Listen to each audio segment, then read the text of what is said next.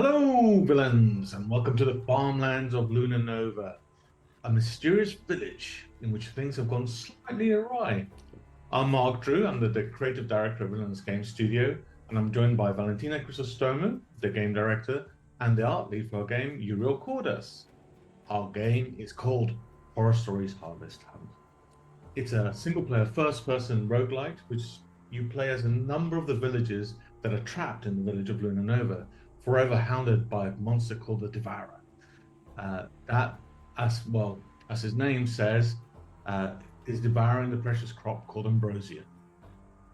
Alas, you have drawn the short straw, and you've been chosen to be the warden of your village for this harvest season, and it's your job to banish the Devourer. Good luck.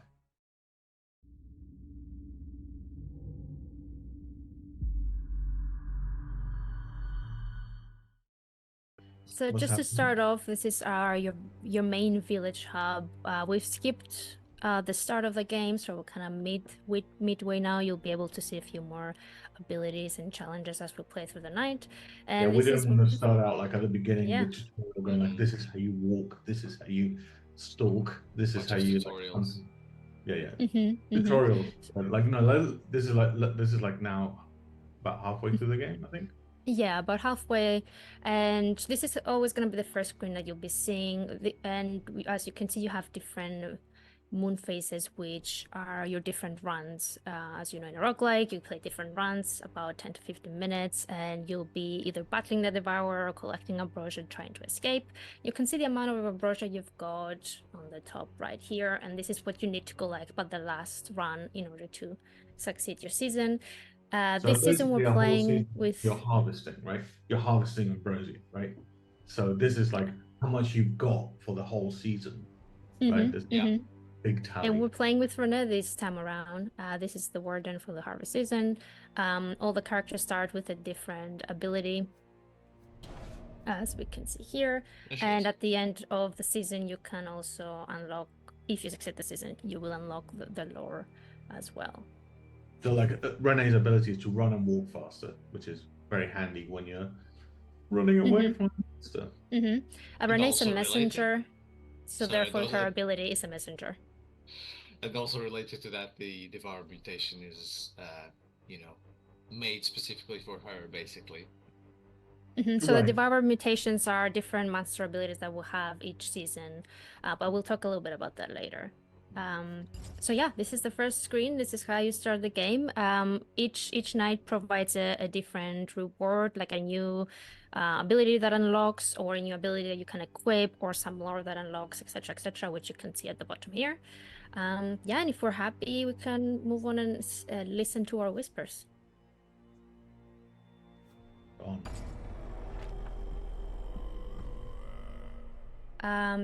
Yeah, so this is the screen where you get your challenges right before you start your run. Each time you'll get different randomized challenges. You'll get one that is a positive effect, one that is a negative effect, and then over here we can see what the current Devour mutation is for the whole season. That one won't change. For example, yeah, this is kind of like the witch of the village is actually like, you know, foretelling what will happen to you this night. So this is why they're drawing out the cards to read the future, and this is your future. Good luck. Kind of like a weather report in a way, basically. Cloudy with a chance of devourer. That's 100%. Yeah. We wanted to have the whispers to be something impactful every time you play, for it to be a bit different, and we wanted the player to be able to see what conditions they'll have before they step into the game, so they can prepare for them, which is actually the next point here. Now that you know what your whispers are, you can prepare for them and decide how you want to play. Actually, I'll go back because I didn't read them. So for the positive whisper, we've got that only one fragment is required to banish a Devourer, which is great. It usually takes 3. So this time around, if we want to have a quick banish, we can absolutely do that. And yeah, we won't have to defeat him 3 times. At the same time, if we fail to banish a Devourer, we will lose a lot of ambrosia. Right now we don't have anything exactly to lose, but since we're gaining it throughout the game, if we say harvest like 50 and we don't banish the Devourer, that means we will lose all of that. So it basically looks like a good night to start battling the Devourer. Since we only require one fragment, I think I'm gonna go with something simple that everyone maybe has seen before and choose the hatchet to play Classic, with. I mean, Classic it's an oldie but goodie. I think it's a good weapon to go. If you go back to the map, this is a map of the farmlands, which is the kind of the main level of our game, in which you'll be going out every night into. So you can see the different locations and tokens. So we've got the different locations where you can stash your weapons before you go out into them. Exactly, yeah.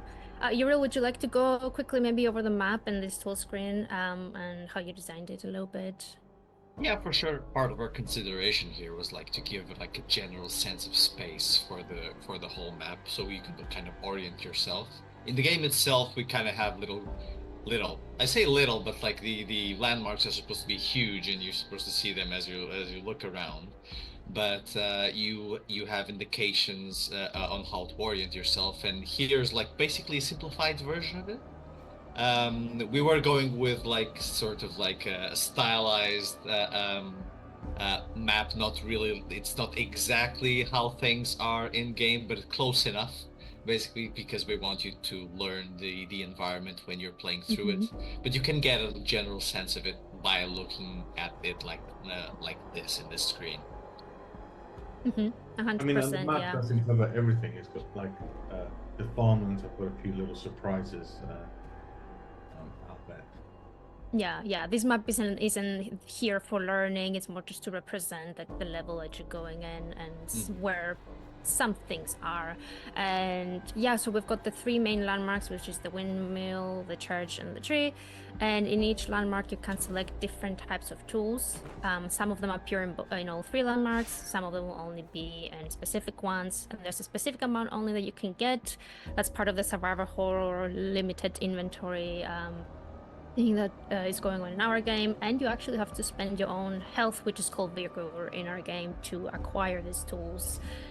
And since, like, we remembered the Whispers are, we only need one fragment from the Devourer to banish it, I'm just going to go with the hatchet, and maybe we can also stop the Devourer from killing us very easily by using a holy water. The holy water is a tool that you can throw at the Devourer, and it will reduce the amount of damage it causes for 3 minutes.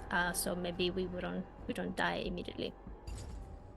Well, that's the wish, right? You hope that you don't die immediately. But... Yeah. Our game is it is quite challenging. The Devourer does quite a lot of damage. A lot of things are dangerous around the world, so you have to be careful. And this is a good defensive tool if we want to pick it. I'm quite happy with our loadout. Is there anything that you guys would like to add before we jump into the game? I always go with at least one evil wind vein. At the very always least. One evil wind vein. All right, let's get one. So it's the monster vein. If you place it down, it will always point towards the Devourer. So you can, if you place a few more, you can triangulate the position. And there's a little bell on it, which, you know what? Let's ring it at one point and see what happens. I'll also choose this location to start with. So right now I only have one ability selected, which allows us to choose the location of where we start on the map. Usually it is randomized, so you don't know where you'll start. But as we can see, actually in my current hand, I have one ability that allows me to choose that on the map. So I'll choose to start close to the church since some of our tools are there. And yeah, let's see what happens. We're starting off with 60 out of 100 health, so this is gonna be the round where I die immediately, right? You'll be fine. Go on.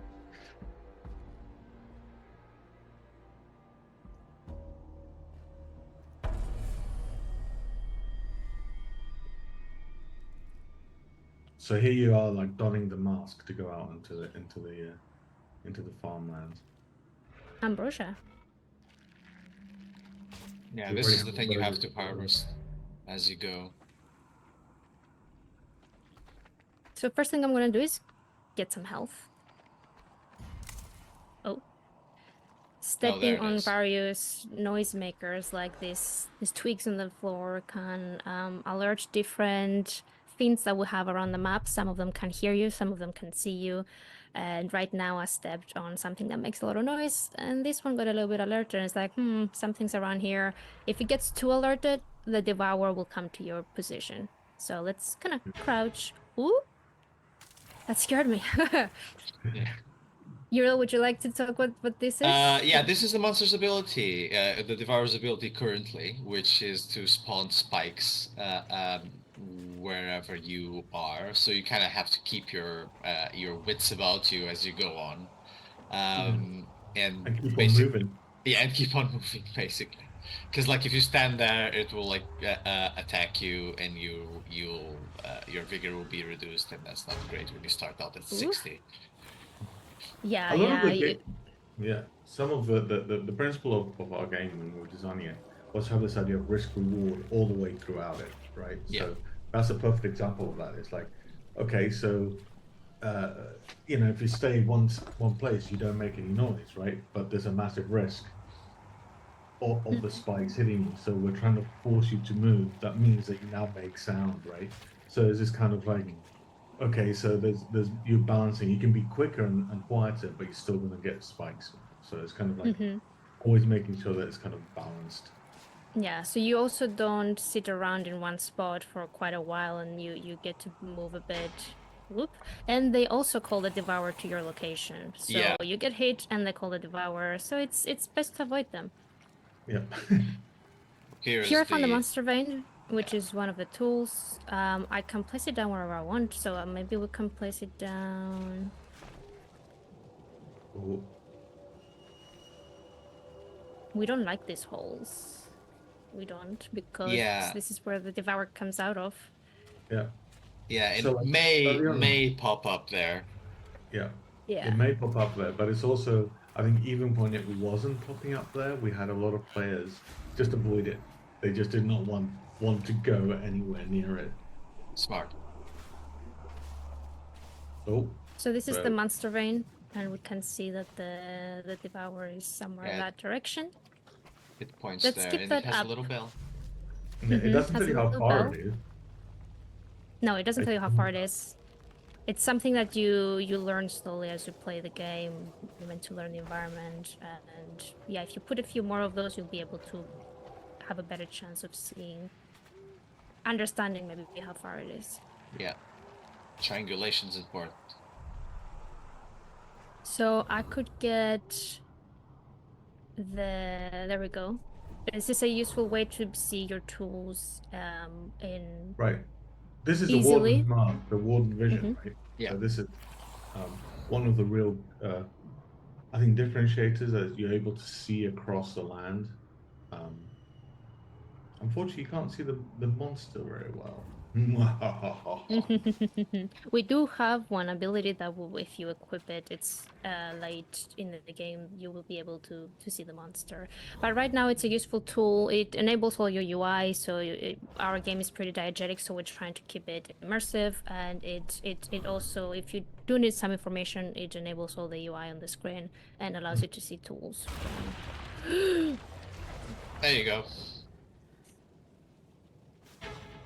So Val has now like turned off the lantern, which is like a smart way to not get seen immediately by the Devourer.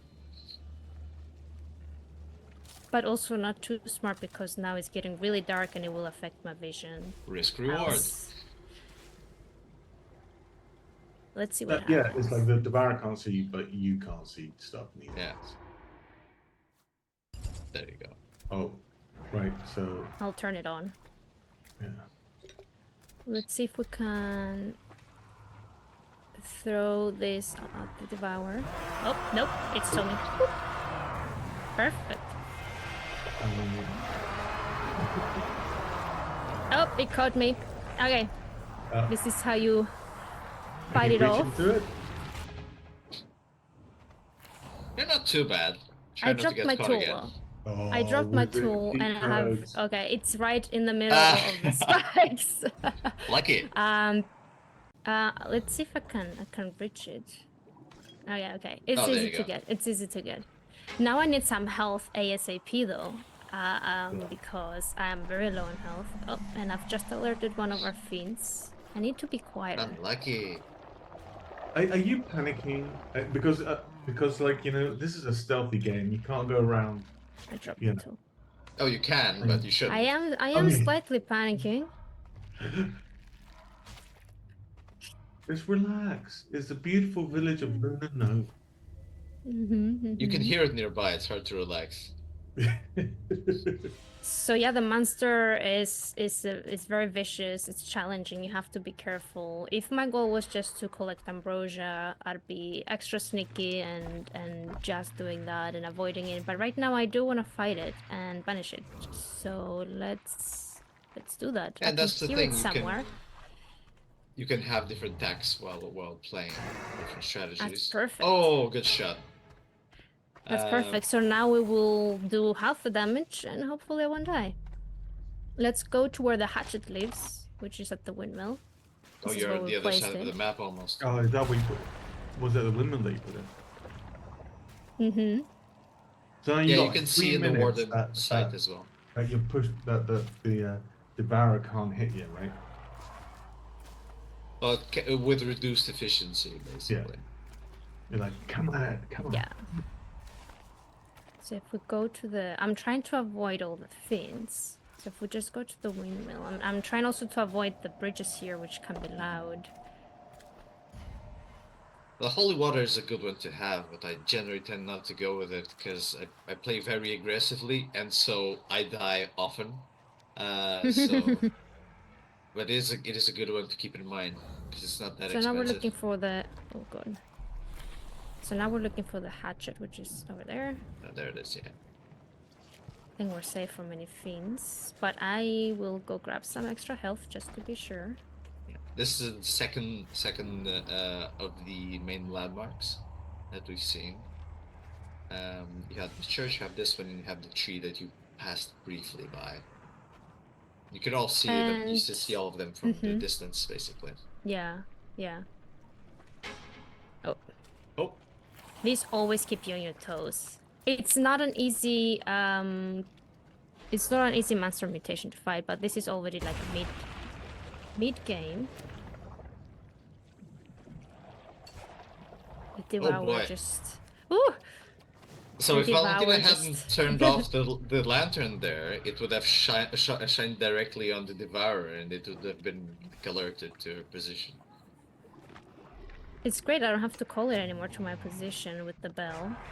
But let's try and hit it with the hatchet. There we go. You're doing so well. Oof. I would hope so. Okay, let's turn on the lantern and pick up... Let's turn off the lantern, but still pick up the fragment. The lantern is a good example of the risk to reward thing because on the one hand you can like hide and you kind of can, but you can't really see the environment. So if you brush up against like a fence or something, you're like, okay, why am I stuck? Oh yes, I'm right in front of a fence. But on the other hand, you you might be able to see the Devourer better with the lantern off sometimes. I'm being so this is the end game. Oh. Not yet. Not yet. Not yet. Not yet. Spoke too soon. Oof. Okay, I've escaped. Thankfully, I can walk and run much faster with the character, since this is the ability we have equipped, which means I can outrun the Devourer much easier. Otherwise, it would be also extra menacing and hard to do. It's gotta be my favorite ability, I think. Well, the walking and the running faster, I think. Yeah. So now that we've collected one of the fragments, Mark, were you going to talk about it? Right, yeah, so well, like now this is the kind of ending. This is a ritual that you have to do to banish the Devourer. So this is like putting the mask into our effigy and you start the banishing. You know, go for it. Go for it. And now we've got the monster piece. And oh yeah, you already put the monster piece. Oh! Oh, of course. right next to you. Right next to me. Let's do it from the side. Yeah, the Devourer I wanted to say about it being banished. Oh, So usually you require 3 pieces, so you need to attack the monster at least 3 times to be able to complete this ritual, this effigy, before you banish it. But since our whisper was, it was very positive and allowed us to do it just the one time, we only needed 1 piece. It was already difficult enough getting that 1 piece, so yeah. Yeah, still you might have like just died there in the middle. If it was. Oh, and there you go. You collect the mask that the Devourer has been wearing to be one of you. Okay, so like this is the end of this harvest night, right? So Yeah. one thing that these 5 moons, these phases of the moon or faces of the moon, depending how you say it,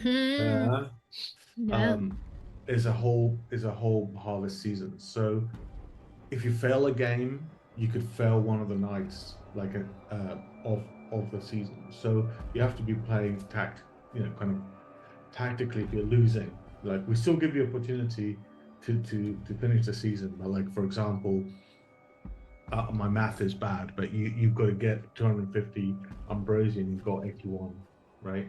So you should be able to do it during the season. But if like on the final night you're still missing ambrosia, there's only so much you can get, because the Devourer is, by his name, guess what? He's also taking ambrosia, so he's taking it off the game, right? So you can't do your homework on the last night. You can't just run around going like, I'm gonna just cruise the whole harvest season, and then the last time run around getting as much ambrosia, because there's a finite amount of ambrosia.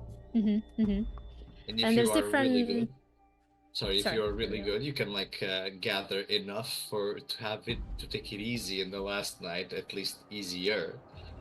You can be overflowing with ambrosia and okay, I'll just take the and the good thing about the game is that you can escape at any time. So if you've got enough ambrosia and you don't want to risk it, you can turn to one of the escape points and leave.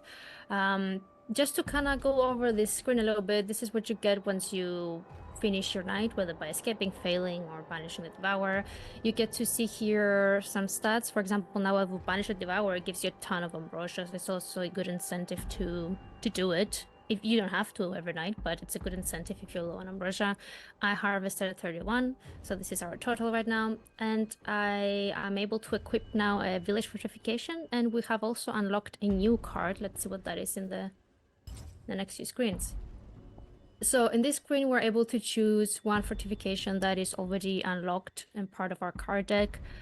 You can see all of the cards that exist in the game in this screen, and we still have a few to unlock. Like I said, this is mid to end game, so there's only a few left, but we have a bunch to play with. For example, these are all the tools that we've unlocked that we can try out against the Devourer or for defensive reasons.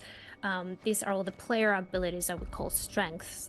For example, the ability to walk and run faster that we have equipped right now. And these are the village fortifications. They're more gameplay impactful abilities that are about the villagers coming together to help you. For example, being able to choose a location when you start on the map at the beginning of the game, or new structures appearing inside the farmlands where you can go and hide in and also restore your health fully. So it's bigger impactful abilities that you can equip. And right now we can equip one of the ones that we have in our deck. So have a look. What do you guys think we should equip? Each strength fortification provides 20 ambrosia.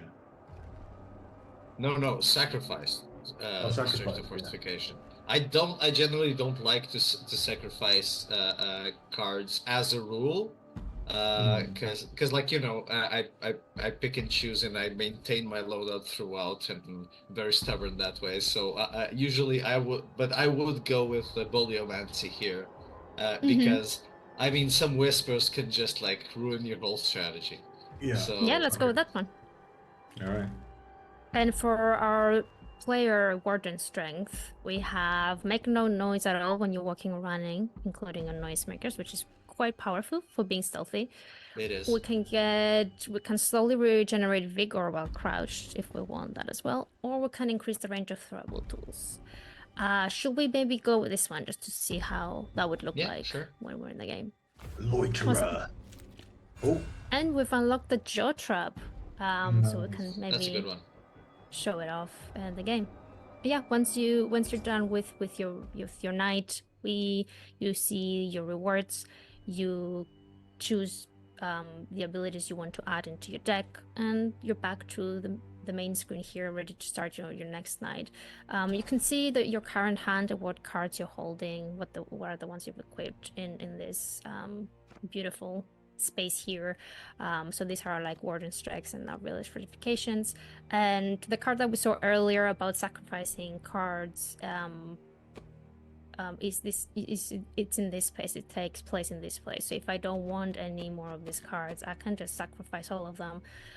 You might want to do that because you just don't like one and you want to remove it, or you might want to do it because there's only a maximum you can equip and you don't have any more space to equip a new one. You want to remove one and replace it with another one. So this is a good place to see what you have, and it's important to know what you have because they help a lot with strategies. Shall we jump into the next night, see what happens? Yep. Also, in the hub, you could see like you're kind of halfway, a bit less than halfway there on the little counter there. It's like a helpful reminder of your homework that you still need to do, right? That's true. I can't go back right now because once you start your night and see your whispers, you can go back to the main screen. But yeah, so this is our whispers. We've accidentally got the same one. So it might be cool to try the redraw just so we can see if we can get another one. So the redraw. Also the Finbar, I mean, it's a lot. Oh yeah. Let's not do that one. There's a lot more fiends ready to spy on you and report your location to the Devourer. So that one's a tough one. But yeah, with the ability now that we have equipped, we can redraw in your whispers. We could get the exact same ones as well because this is randomized. So let's try redrawing, see what happens. Nice. There you go. Okay, this is a really good one. This one we've already seen before as well, but this is the stashed tools is a great positive. Free tools. Whisper. Yeah, free tools. Five tools, easy to find. Once you start your night, and you don't know what they are though. So there's that. You don't know what they are, but you can just go with full health, not equip anything. Which is good, I think. That is kind of a risky thing to do, but you don't know what tools there are, you know. So let's start. Sorry. Let's go random. Let's go and visit the tree as well, because we should talk about some locations. Let's go and visit some locations. Nice. Yeah. I won't pick any tools this time around. Yeah. I'm going to risk it and see what tools we get. What could possibly go wrong? Yeah, this night is there's no strategy this night. This night is like, let's see what tools we get and we can escape or we can just check it out immediately. There we go. So all the tools appear at all the entry locations or exit locations, whatever you want to call them, the ones that you use to escape the area. And this is one of the tools. So the Holy Water again, which is just, you know what, let's pick it up just in case we meet the Devourer we want to. Always best to have something in hand. Yeah. Yeah, so this is the tree. Mark wanted us to visit it, so I chose the location around it. Yeah, this is one of the 3 landmarks, the one that we had yet to see. I think the Devourer saw us, so I'm gonna make a run for it. Also, an inevitable stomping ground of the Devourer as well. Yeah. I mean, the tree, because it's kind of like in the marshland, has got some very lovely wooden creaky floors or creaky floors. The water that gets sometimes poisoned. You have to be careful. It's quite a dangerous little area. I mean, all of the locations, the main locations here, kind of. I hit it. Great shot. I did it. Yes. Great. It worked out. I have to be really careful. I hear fiends around me. Oh, the Devourer. Oh my god. it like emerged from one of those holes in the ground there. So we Mhm. have you might not have seen it on the screen, but I heard it, and this is like a testament to the audio we have design we have in the game. Everything has an audio cue, and you can play this game without seeing things. So for example, I could hear where the fiends are, I avoided them. I could hear where the Devourer emerged from, I avoided him. So Mhm. this is really good. This is one other of the escape points, and it's another holy water. Okay. Thankfully the tools can stack up, so we can now we have 2 minutes. If I throw it at the Devourer, it will increase to 2 minutes Oh, plus. that's Yeah, cool. so it's not wasteful. Rather than Yeah, so it's not researching. wasteful. Mm-hmm. Let's collect our ambrosia as well as we see it. Because we keep forgetting that that's a thing we need to do. Let me just drop that. I don't think I will use that tool right now. And if by sheer random chance all of those random tools, none of them was offensive, Valentino will still have the option of using the pitchfork, That's which is correct, yeah. around the We map. can have a look at the pitchfork right now if we want to. I mean, you have to go and pick it So up, but like you can't like just fisticuff your way out. yeah, Of yeah. the thing. So this is the stink pod. We haven't looked at that tool yet, so we can risk it if we want, right? Sure. Yeah, Hello. absolutely. And Let's look at do that it. church looking beautiful in the background there. It's Yeah. amazing. All right, It's one of so those weenies. what's a good way to call the Devourer? Like you can use the fiends, for example, to do that. So if I step in front of this one, it will see me, and Yeah. now we call the Devourer towards my Oh, location. there you go. So I use this tool. Uriel, what does this tool do? So this tool makes the Devourer very, very angry. It's chasing you for a few seconds, and you just have to book it until it basically gets tired. So now it's still like it's still seeing you, so you kind of have to hide. Yeah, it will continuously chase you. Yeah. And with the tool, there's nothing you can do. Yeah, with the when it's frenzied after you use the stink pot, even if you hide, it knows where you are. You know, hence the name of the stink. You got the stink on you. Oh, you got the stink. I thought you were giving the monster the stink. I mean, it could be both of us. I mean, I'm pretty sure the Devourer doesn't smell wonderful as it is, but do not get close. Do not smell the screens, everybody. Francis Devourer that we have. So you might be wondering, like, why is that even a useful tool? Like, why do I want it to chase me? Well, one, it's the cheapest, one of the cheapest offensive tools we've got. So you can immediately just go hit the Devourer. It will immediately drop a fragment. You don't have to fight it off for a long time. Right. It's got a long range to throw it, so you can be careful and away from it. So yeah, it's that risk reward again. You can let it chase you for a few seconds, but you'll immediately get something in return, which is the fragment. We're not going to put Benny Hill music to this, are we? No, I don't think so. When you're being chased by the Devourer. Yeah. Oh, it always plays in your mind when you For when that April happens. Fools. You're okay with So health now- still, right? Ooh, perfect. We found the pitchfork that you were There you talking go. about. I just love the art that we have around the area that gives you kind of like a small insight into the lore, which Valentina just went past some of the. So should we painting. show it off actually? Uriel worked on most, if not all of this stuff, so we can maybe give a little bit of insight to the lore and maybe show off the area to see how Yeah. it represents it. Let's drop the pitchfork. We don't need So, it right now. yeah. Hopefully, the Devourer won't come up from behind or something. Whilst you're looking at art, that's you know like they're like, Yeah. And So- then- Beautiful, and then it just attacks us, yeah? Part of the game, and this is like gameplay and level design considerations. Like we wanted each area to be distinct visually, so you can kind of orient yourself, always know where you are. In that vein, each place has their own visual identity and story reasons or lore reasons to be as such, right? Like, and you can kind of get like environmental storytelling while walking around on each landmark. Here you can see like leftover artistic pieces of some artist in the village, a sculptor and painter, which kind of tell of a bit of like unsettling mental state, I would say. And yeah, and other you have like other indicators in the other landmarks, like you were in the tree, you can see like the sort of like quasi-religious spot um, for the villagers.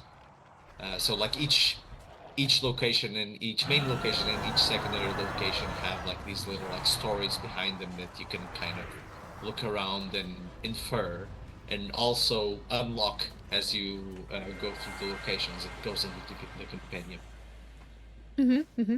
Yeah, 100%. Sorry about all the Devourer nonsense here. Like Mark predicted, it would not let us look at the art, but we have. I hope I did a good job showing it off. Oh, you can see the beacon of the fragment you left behind there. If you look to the left, yeah. Indeed, this is where we damaged the Devourer earlier, and it's an easy way to find the fragment, or you can also see it with your Warden sight. I mean, one of the things that we've done that from the beginning, and I guess in most of our games, we try to keep the UI to a minimum and make it all very diegetic. So even locating where you are, navigating the environment is done a lot by colors, but a lot by things that you'd normally in real life kind of figure out, right? You can look into the distance, see a mountain, or see the spire of a church to know it's kind of like that way. And we've tried to do the same thing in the level design and the farmlands here. There you go. The level design. The lovely spire of the church. It was really important, yeah, like Mark said, to do all this in a diegetic way, so you can see the windmill from afar. Even if you don't see it, you can actually have a look at our little signs here, which are in various places right at the beginning when you enter the level also, which you can see where the windmill is, where the tree is, and they could lead you towards that. So you can see the tree from afar.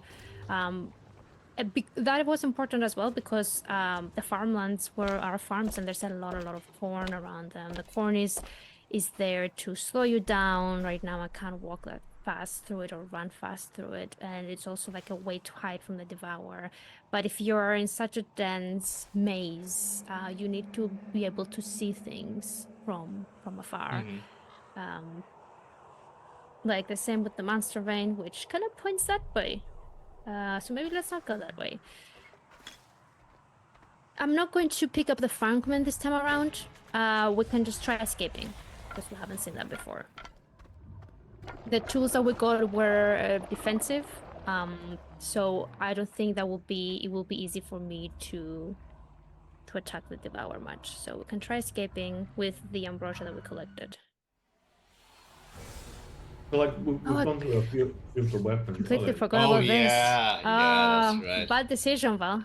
Oh, you lost 80. Yeah. Yes. I harvested 44, lost 80 because of the whisper that we had that was called perishables, which I have completely forgotten about. But this is a perfect example of how you can need to like look into your Warden site to see what you have, or properly prepare and not stream the game at the same time because you're not used to it, Val. So yeah. So we've escaped this. I mean, it's a real thing, you know. In the middle of like fighting the Devourer, you can kind of forget which abilities you're packing, so to speak.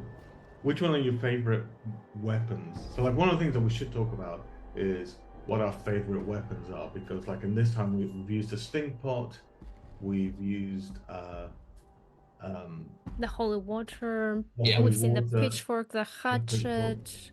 So, but we've got a whole bunch of other, and the monster vein, which is a kind of really useful one for sneaking about, because it's about the closest that you get to like knowing exactly where the monster is, right?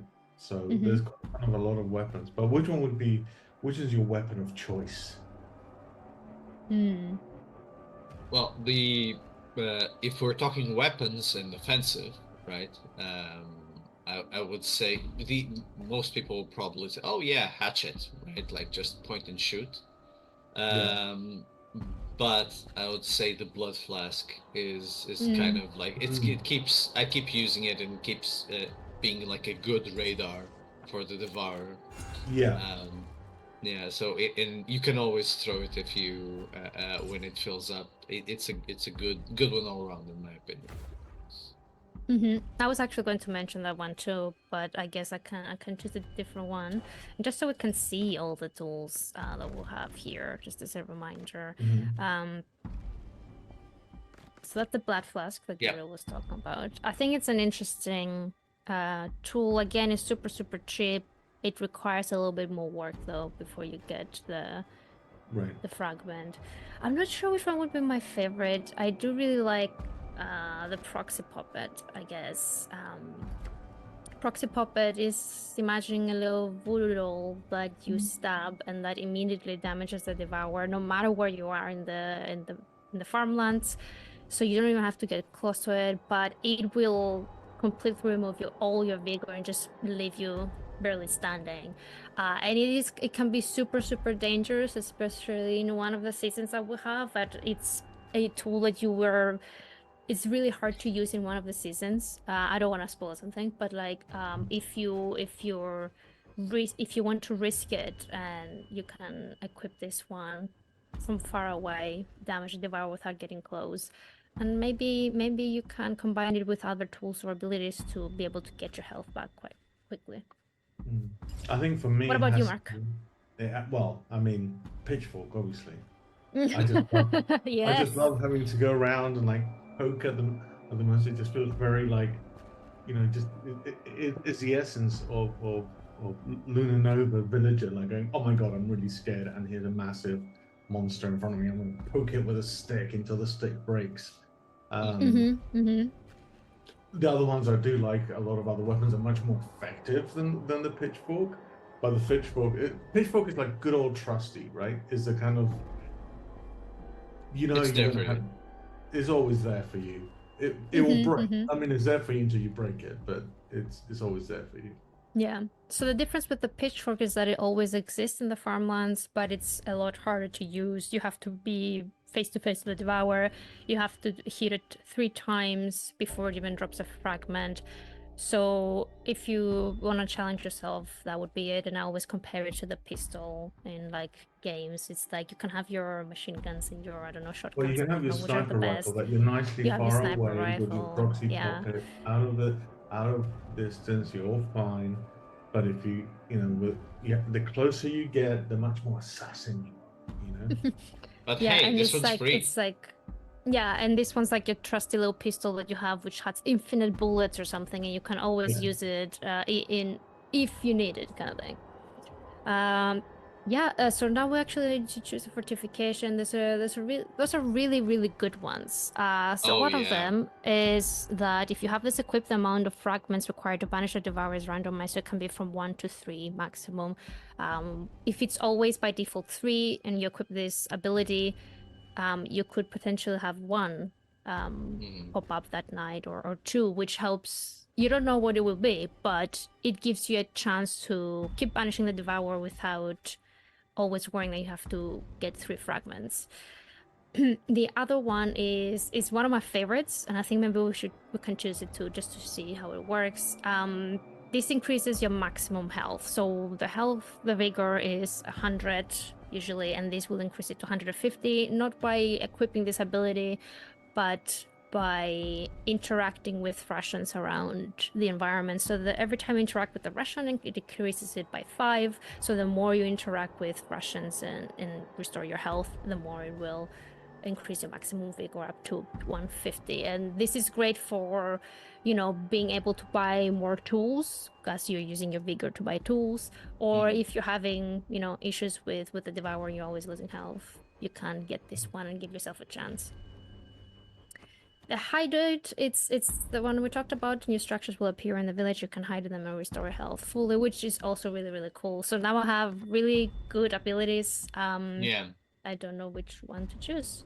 Well, Go for the hideout. Let's go for the hideout. I was gonna say, like, if you were playing like more, if it with a bit of like a meta decision, if this was like multiple runs, you would go for the energy rations because long term Right. it's like really clever.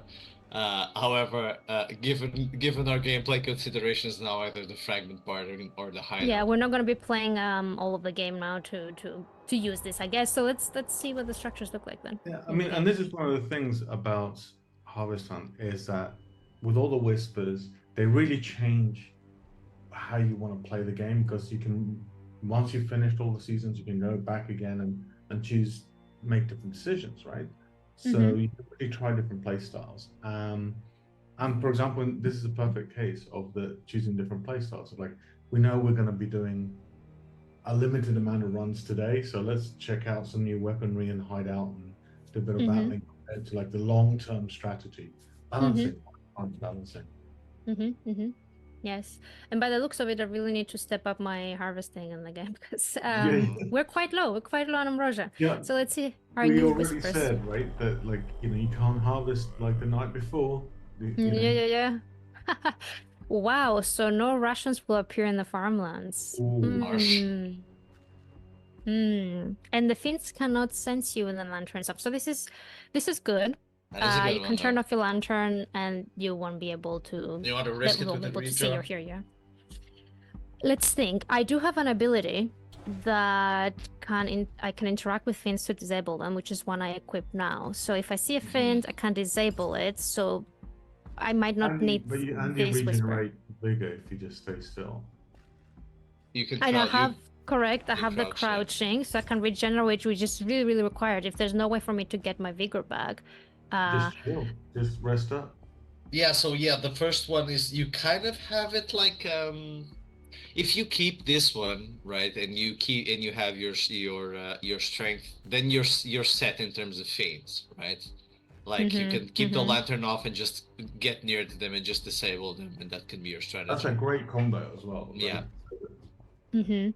So hard decisions. I think overall in this night, let's do a harvesting rather than attacking the Devourer, because it's we do need the ambrosia, right? So we can potentially keep these whispers, not free draw, jump in, try and get a little bit of ambrosia and escape again. It is tempting though, because you have blessings that give you more ambrosia throughout the environment for you to grab. That's true. We could redraw and potentially get that, but it's also a bit of a risk. Yeah, I do love pressing buttons though. Most of the time, whenever I have this this ability to redraw cards, I will just be like, "Oh, I really want to see what the other cards would be." You can't take it back though, so you kind of need to know what you're doing.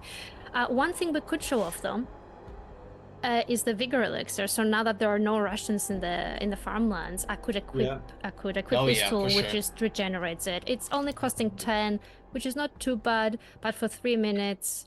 Actually, I could get 2, which will stack up, and for 6 whole minutes, we can have it always regenerating, plus crouching when regenerating, just to make sure if we get attacked, we don't die. Let's get close to the tree as well. Let's try this side this time. And in general, I always get like an elixir.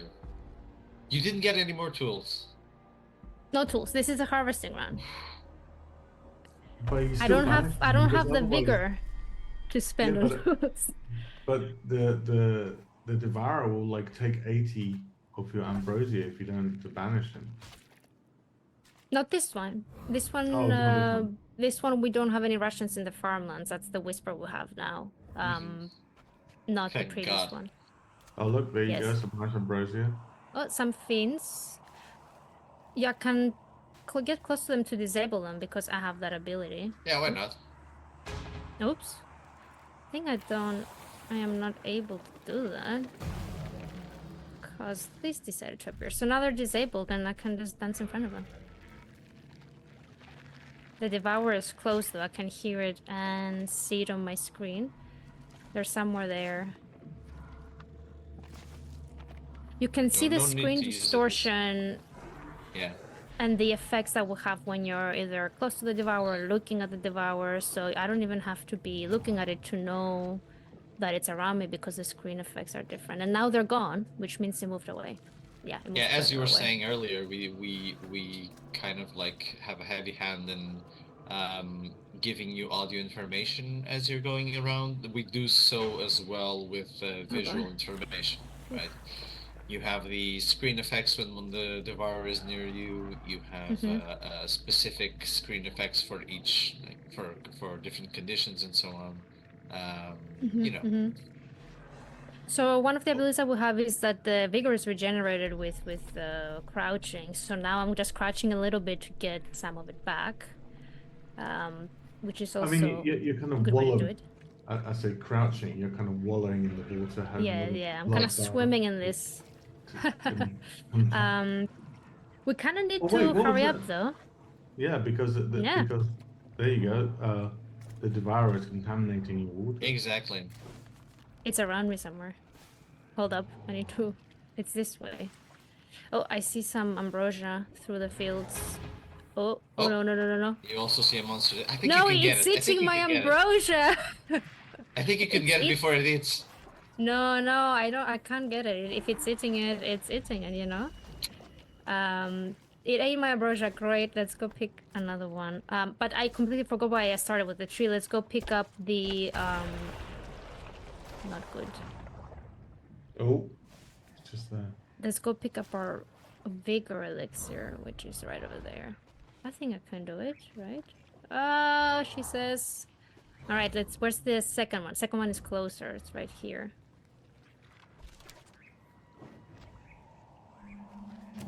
It's coming. So I always wonder who comes out before, like, in the mid-afternoon to light up all the candles around the cornfield, you know, just to make sure it's all lovely lit. So the mood is right, you know. Yeah, the mood is just right for your.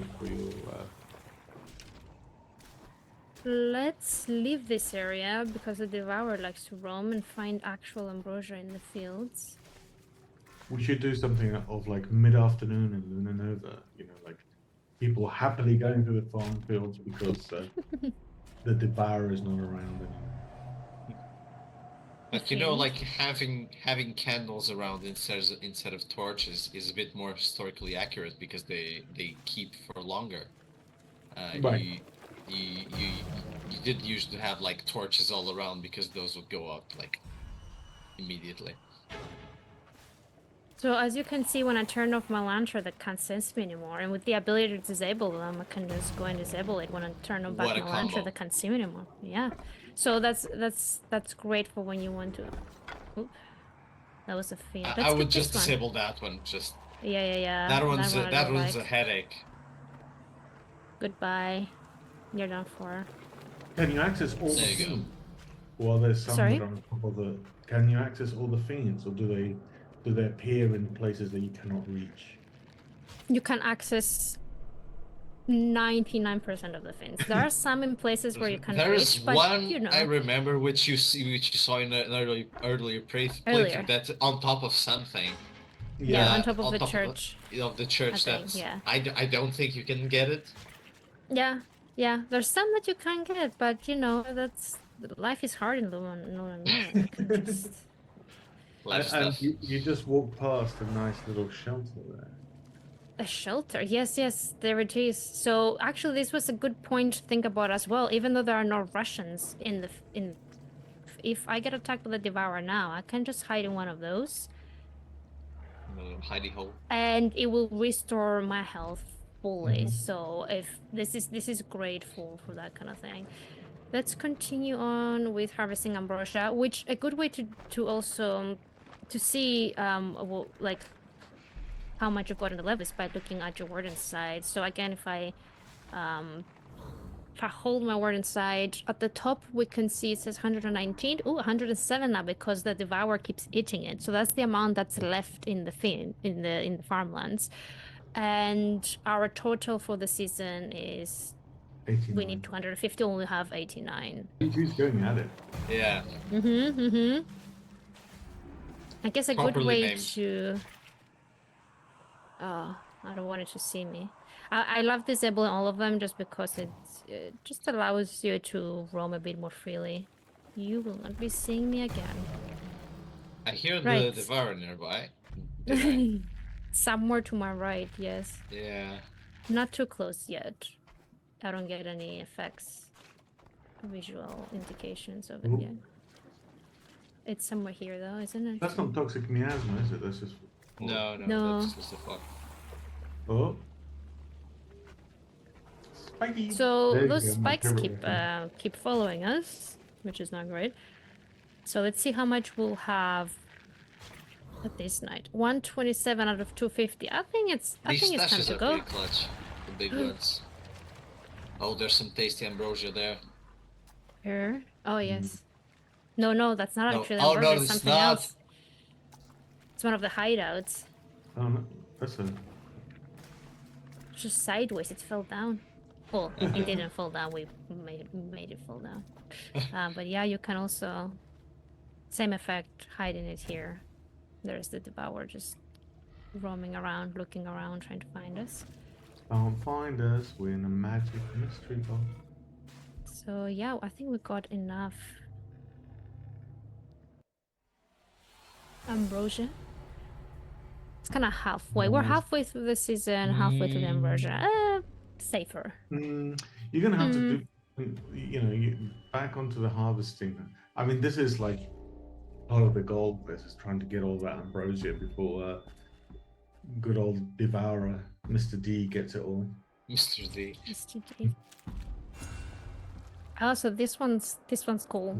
Yeah. We've unlocked a new card. We're not equipping it, we just unlocked it. And so this is a big chance to avoid a negative whisper each night, which is called Calamity, which is great. So you can avoid getting all the bad stuff if you equip that one. But just to equip some other ones, I don't want to do this one because it's a powerful one, and we're towards the end of the game, so I don't want to show it off just yet. The other ones are quite passive ones, but useful. So which one of those should we go for? So I know what you should go for, but I know what I would go for because I'm bad at it. But go ahead. Well, Gourmand, recover twice as much vigor would be a good one. Right? Yeah, let's go with that. That would be much more effective. I think I think that we should go before we head back out to listen to whispers. We should have a little chat about the characters that you kind of unlock. Hopefully, we as each season of the game, you play as a different person. So a different warden, a different character from the village heads out as a warden, and by finishing the season, that person's season, for example, we're playing Renee's season at the moment, you'll be able to learn more about those characters. So we've got quite a lot of lore that is all kind of both in the environment art and in the compendium. So some of the other stuff that we have is like each of the characters that you can see here. So the very first one you played with, which is also in our demo, in our playtest, if you played that, you've already played with her, is Antonia. So that one's already will be shown. And she has the gourmand actually ability when she first starts. And the monster mutation is a bit of a different one as well for her specifically.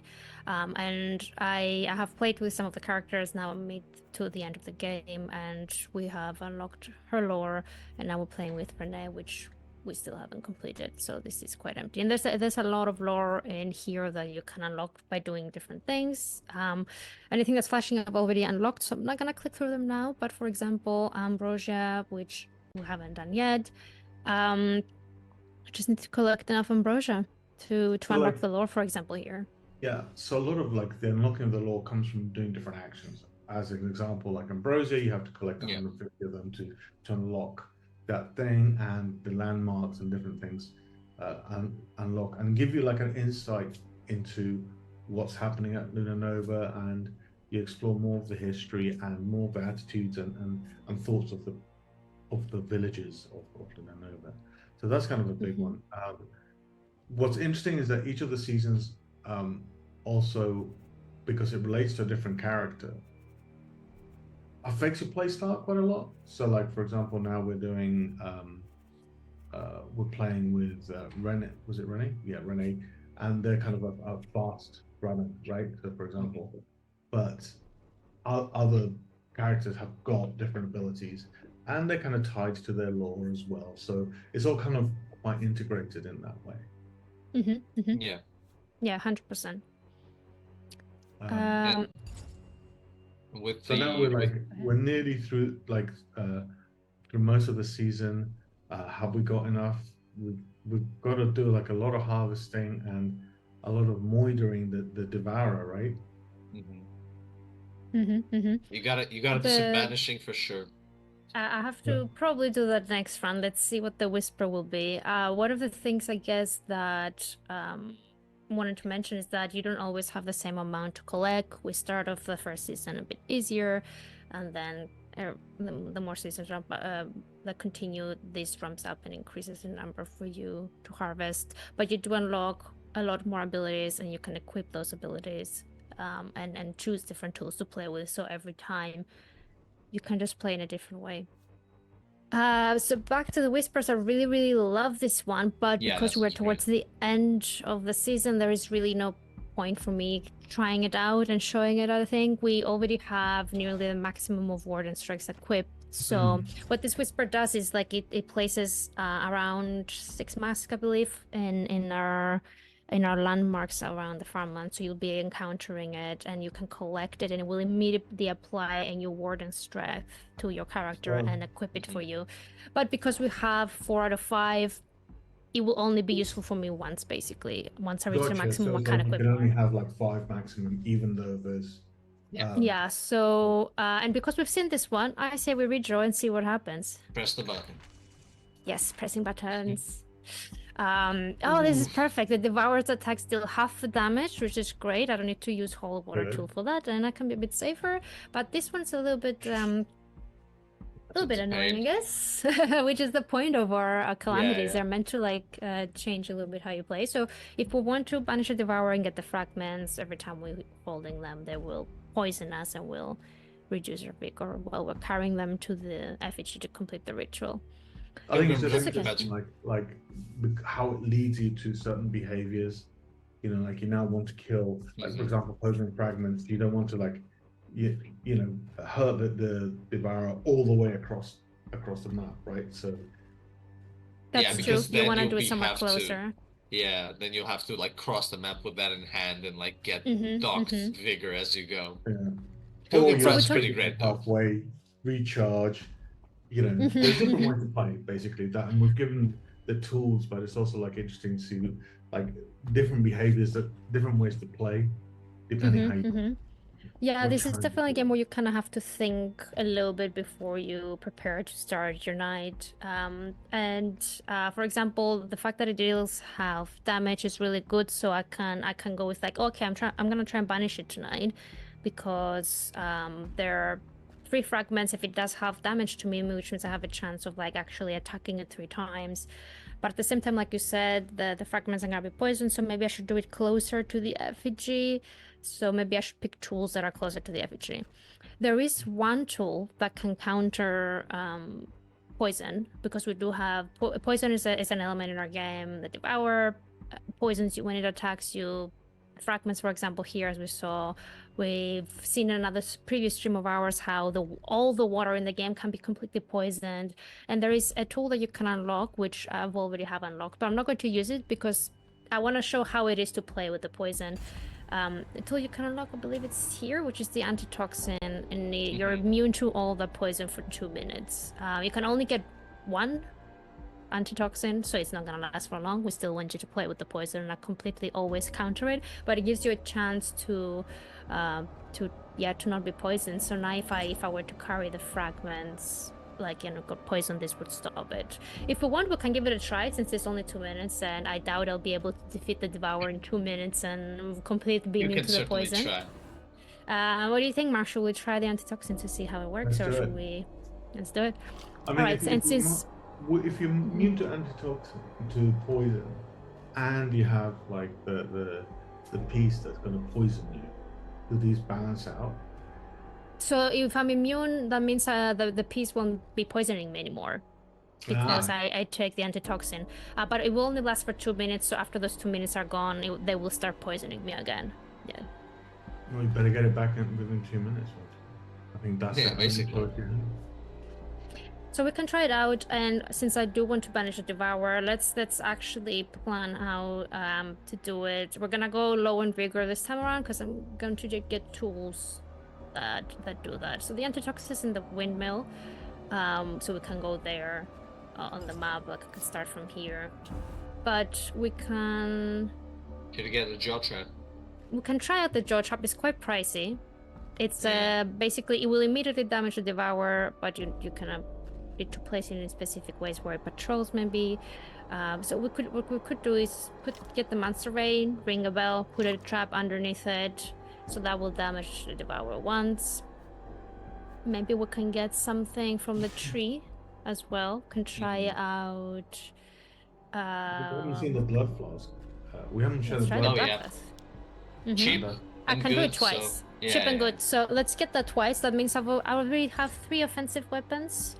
And yeah, let's start on that side and try out the jaw trap and immediately go pick up some health because we're starting without health. Yeah.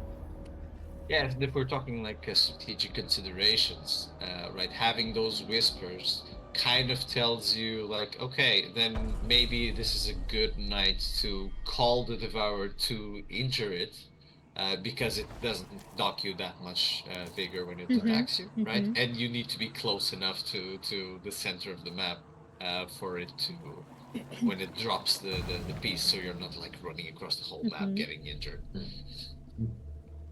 And the reminder of our abilities is that when we're crouching, we're... Oh no! I got hit by them. I got hit by them! Somebody save me. Alright, let's hide. Like, let's get some more vigor, and then you get attacked by monsters. Oof. Am I hidden enough in this corner? I doubt it. Let's go around and No, I think hide you're properly. fine. It went away, I think. Okay. This was not... No, he's just there. It's just there So somewhere far, close so by. good. So far it did not work. I was going to enter the hideout. I think that's what I should do. Antitoxin. That looks like it works. So this is the antitoxin. We take it for 2 minutes now. As you can see, the status indicator there will protect us from poison. So now once we grab the fragment, we won't see the effects of that. I want to place the jaw That's a trap lovely somewhere. way that it needs to balance out. You know, so I love seeing the game systems how they balance out. So since the jaw trap is something you need to place, oh, I have a bad feeling it's gonna come back. Okay, I can lean behind various objects to see it. Oh, You should just ring the bell of the jaw trap. The antitoxin is like Yeah. going down, I think. Let's I do didn't that. place it, yeah. Instead of using the monster vein to call the monster, I can place it somewhere here. Call this. Oh, ooh, just about made it. There you go. It got hit. poor monster. So now we dropped one of Yeah. its fragments. 50 seconds. Fine, I'll go get it. No, I can't go through here. Terrible. Oh, the monster. It's all going according to plan, Valentin. Totally. Alright, so it's right here. Let's pick it up. Can you Oh, get no. Can you get to the effigy in 30 seconds? I can do it. Thankfully, I know where it is. So. Disabling the fiend. Grabbing. I'm not gonna go this way. Alright, now I'm not being poisoned, which is your default normal behavior. But if I... Now that the antioxidant is running out. Right, so that's one down. Let's get some... Oh, these are really keeping me on my toes. I have to keep moving.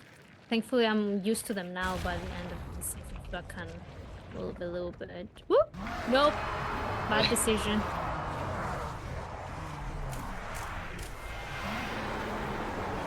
Let's see if I can hide in here, maybe. I doubt it. I doubt it. Usually when I'm playing, the death of me is when you're doing this and you have a calamity. The we have a calamity that hurts you when the fiends detect you, right? Hmm. So when I'm running away from the Devourer, I'm tripping everything along the way and getting damaged each time, and it's like certain death for me. Mm-hmm. That season is good to play with abilities to disable the fiends. So, or I also have a tool that could do that. Yeah. Well, you see, that requires strategic thinking that I'm missing on that on that end sometimes. So this is the blood flask. Ooh. We can't throw the blood flask on the Devourer like other tools. It first needs to fill up with its own kind of blood, and then we can throw the filled flask on the Devourer. And the mistake I did was, well, not mistake, I did try to get the monster vein, but the Devourer was there, so now I'm not really sure where it is.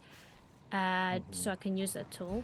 Perhaps if I can go and put the monster vein down, we'll be able to detect it. Well, we can always use a cheeky bell. Cheeky bell, that's true. If we see one, we can call it. There was one over there. Yeah, there's one in the window. But I can always just put the monster vein and put this down and pick up the monster vein, so we have it somewhere. And since the fragments are poisoned, I'm gonna just... It came up behind me. I'm gonna put it somewhere here. Since it's close now. But I can call it every time close to the effigy. And as you can see, because the Devourer is closed now, the blood you can flask hear is it. filling up. Oh, I can't... Oh, look at it. I can't throw it just yet, but the moment I moved to avoid this, I went into its vision. So it saw me. There you go, good job. Yeah. I like to say that. I think we're doing well. There is one more blood flask that we can use.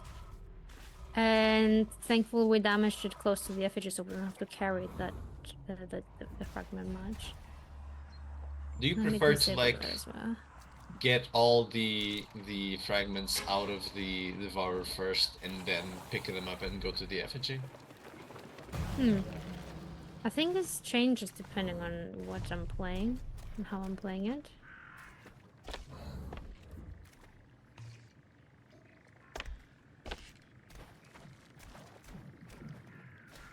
I love a blood flask. I have to change my mind about my favorite weapon. I think that has to be a blood flask. The Devourer somewhere, I'm gonna guess.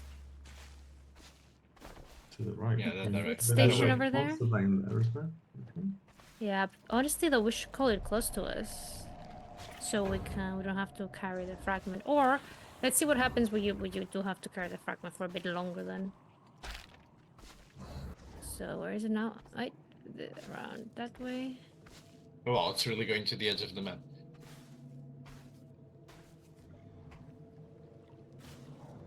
I just love Hear when it? There, it's over there. the blood flask starts filling up just a little bit, and you haven't quite spotted the monster, but you start seeing. It's the whole like aliens Oh my god, I didn't even see him there. the detector, basically. Yeah, exactly. I hid in the hideout. But what the name Good suggests, move. I'm hiding. No matter what, it won't see you in there. I could hit it here. There we go. I'm doing a lot of things at the same time. You have to keep in mind when you throw stuff at the monster, you might hit a wall. So keep in mind the arc, because like I can't count how many times I was like trying to thread the needle in the under the windmill, but like hit the top, and it's entirely my fault. You know what I'm going to do? This one is pointing towards the effigy. I kind of want to disable it. I don't want to be running and being alerting things. Oh no! Stop it! It's a really great ability. It really makes you move and... Oh, there we go. I picked up the fragment. So thankfully we're close, so we won't have an issue. I just don't want to make any sounds. So it's poisoning us now. Alright, there we go. if you and this was a good strategy from our side to kind of attack the Devourer closer to the effigy because of this specific whisper. Because normally you would attack it just anywhere on the map, and imagine having to carry it all the way to the effigy, losing about 5 hit points every time. That is quite a lot of health to lose, and I'm already losing so much just by being close. So it's something to be aware of. Oop. This Like would be that. something, yeah, something else to be, something we talked about before actually is, for example, when using the proxy puppet, the kind of little voodoo doll that we talked about, that leaves you with super, super low health if you use it, and I said that's one of my favorite tools. But if I have this whisper, which drains health when I pick up a fragment, I would have to be careful because I'd be a super low health, and then I would go and just immediately grab a fragment and forget that that's happening, and I would just die because I'll be on so little health. This whisper is kind of like, poisoning you the moment you touch the fragment. So it's kind of being aware of your abilities, of the monster's mutations, of the whispers, and planning according to that.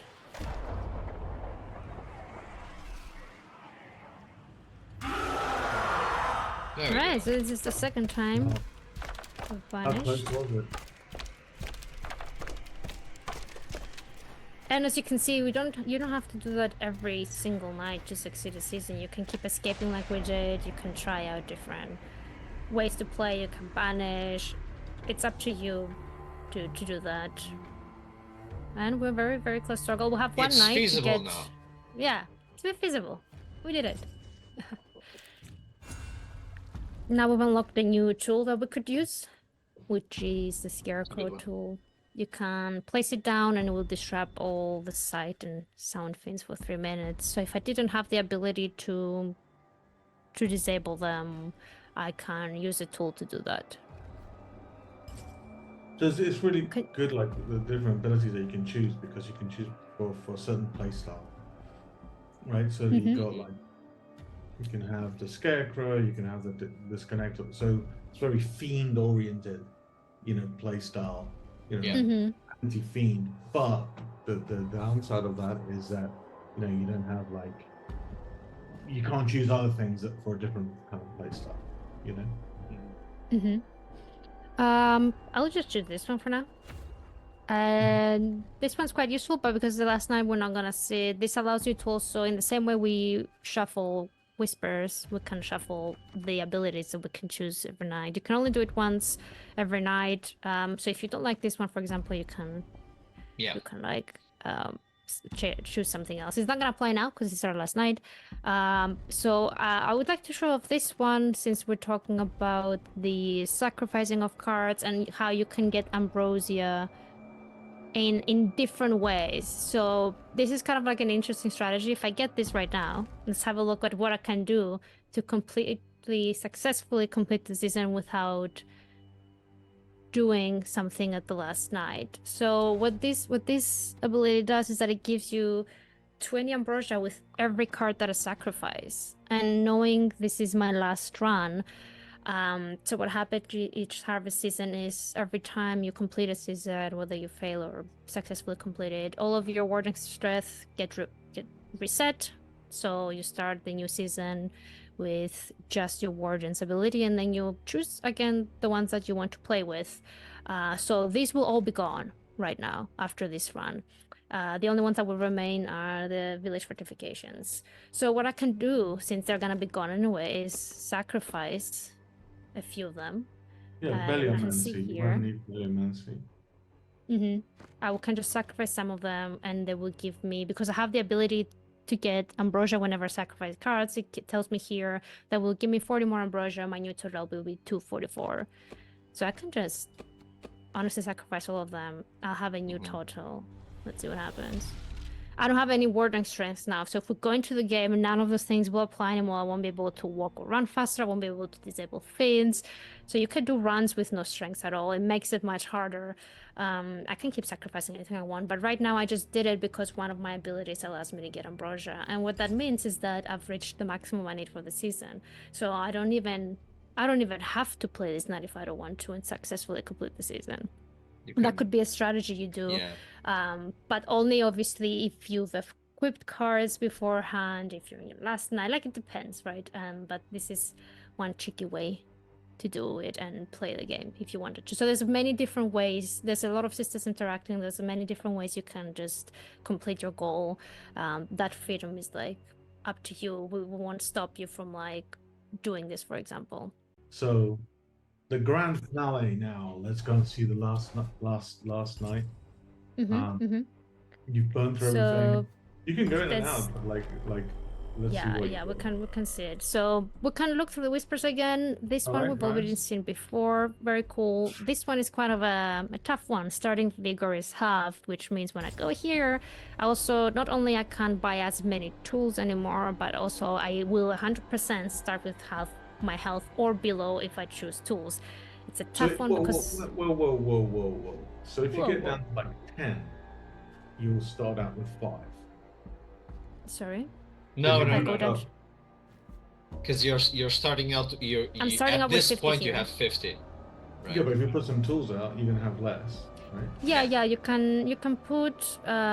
You can put some. Let's see if I can get any. So I can only go to 25. I can't go below 25 with those. I was wondering, like you get down to like 1, you start with a. No, you can't do that. So it's minimum 25, but that's also pretty rough.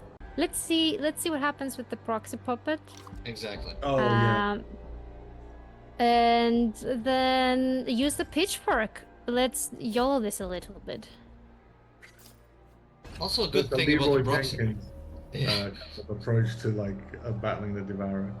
I have to say, you are right about the proxy puppet, about it being like much better, because like you can be low on health by yourself and you're like, hell, I'll just use the proxy puppet. I'm already low on health, right? Yeah, so the good thing about the proxy puppet is that if you use it from the beginning of the game, it will lower your health very, very low from the max that you've had, alright? Yeah. But if you use it if you're already low on health and you use it, it's never gonna reach 0. It's gonna be less health that you lost, basically. Let's use the hideout to get our health back. That sounds like a cheat. Let's also get some ambrosia, because if we do fail this, I can always have some backup ambrosia. So... True. Alright, let's see the proxy puppet. So now I've got full health. What? Did you already get spotted? I'm already so much slower when walking around without the ability, especially when you're in the cornfields. My crouch ability is gone where I restore vigor. You're like, oh, I've just become old. I am slow. I don't recover. That's Nathaniel's voice. Yeah. Which is the last character. Getting some more because... Oh, that's a nice hidden little place where to have a bit of ambrosia. There's something going on up there. Yeah. Okay. There was a barbecue happening, right? Oof, this again. No, barbecue was in the So, church proxy and it went very Oh badly. yeah, true. Proxy puppet is right there. I There can't it is. disable fins, so Oh, I'll he's go causing around there. The things there. I'll go around here. And this is how it looks. So it doesn't matter where I am right now, but because I am sneaky, I could see it. I can hear it. I can hear it, but I can't fully see it. The hideout. There was one nearby. Did you guys didn't get him see on it? surveying, so... No, the hideout. I can the hear hideout. the hideout. Yeah, I don't fully see it now. Very far, isn't it? It was near the boathouse, wasn't it? Oops. Oh no, monster is nearby. Oh, no, that's not the hideout. Come on, hideout. I can find one. So what I can do is This one. Have we already entered it? No, we haven't. So I love doing this when I know I have the proxy pop band. Let's use it and see what happens. So yeah, I use up all your health, but the monster has been damaged, and there's the piece. But since I'm close to a hideout, I can just do this and get it all back. That's one of my strategies. Oh, sorry, strategies, not cheating. Strategies. Strategy. Nah, there's no cheat. There's no cheat. So I managed to get a piece by doing this strategy, Mark, not cheating.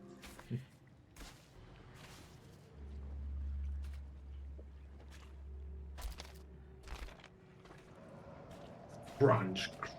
It's like, it's really unnerving to listen when you have headphones on and you're listening to yourself like crunch across the land.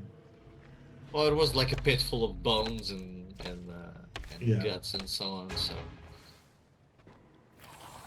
these are bells that you have seen before that you can interact with, and they will draw the Devourer near you. Again, oh, why would I do that? Maybe you want to place a trap underneath. Maybe you wanted to, for whatever reason.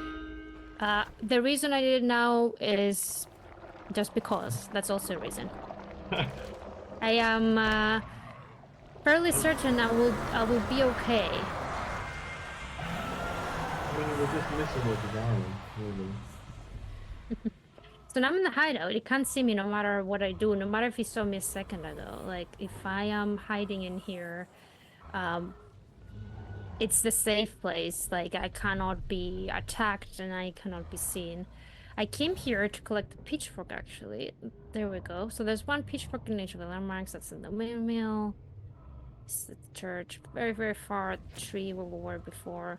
So I kind of want him to leave a little bit. There we go. Oh no, I stepped on a noisemaker. Alright, let's fight. Let's go. Come here. Oh no, why did I say let's fight? I only managed to hit it once before it attacked me. Oof. Down to 35. Down to 35. No, we can go back into the yeah. into the hideout. So these hideouts are really, really great. Like we said, you can only use the healing ability once, but you can always hide. And since we talked about bells, let's go ring that bell again and continue fighting with the pitchfork.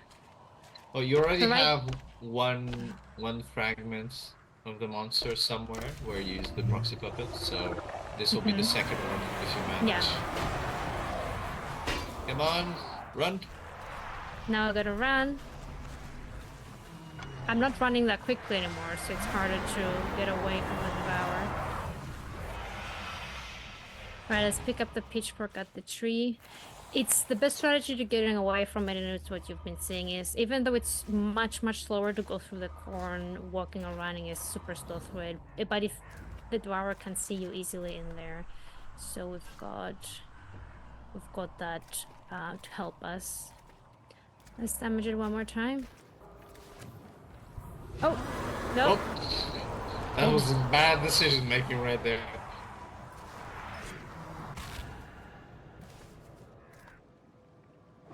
Yep, but I hear, or I don't hear. No, there's definitely some health around here. There we go.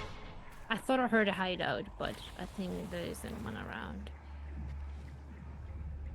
So now we also don't have Gourmand, which doubles the amount of health. We only get a little bit of health back. I think I still need some health, because if I don't, this would be a one-hit kill. So let's see if we can survive the grasp of the Devourer, but I doubt it. I think it will be a one-hit kill at this point. And it's poisoning us. And yeah. Defeated, and you get munched. You get munched. So we didn't get any ambrosia, but we do have enough because we've been collecting and everything. So we managed to complete the season, but we were defeated this time by the Devourer. So there was a little card that wasn't unlocked. And then you get the writings by running, right? And you uncover a bit more. about their story. But yeah, just don't. Yeah. So what happens is that once you complete a season, a new harvest season begins, and you will either keep your village fortifications if you completed your harvest season successfully, or they will also get lost if you failed to complete the season. And you get a new master mutation to go alongside the new Warden that starts the new harvest season. This time, it will be that your Warden's mask malfunctions when in close proximity to the Devourer, and that will create a dark veil, making it hard to see when you're close to Devourer. So this is another sort of like ability that changes how you play. Perhaps you can't get too close, maybe you're using throwable tools instead of placing some, or maybe you can't use the blood flask anymore to get close enough to the Devourer, so you will not be able to see much. Right. And begin next season, and now Nathaniel was chosen, and the loop goes on. You go out to different people, and you discover more about all of them. And you have more ambrosia to collect this time around. Yeah, 300 bucks. But it was nice to see how, like, previous season you did some great tactics to be able to collect that ambrosia.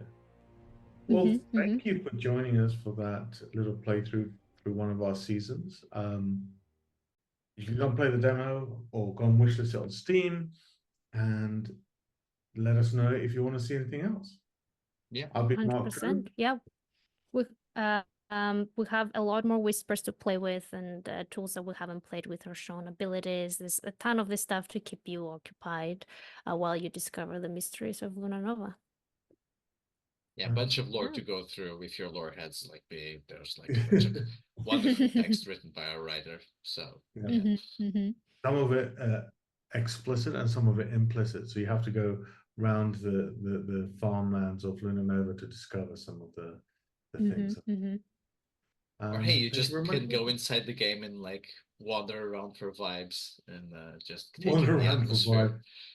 I think that Devourer has got opinions about you wandering around. God, it would be amazing. Luna Nova is a really pretty village, even though it's desolated and full of dangers. Picturesque. But it is very picturesque. Yes. We'll get some postcards out to everybody. All right. Well, thank you, everyone. All right. Thank you, everyone, for joining us. Bye. Bye-bye.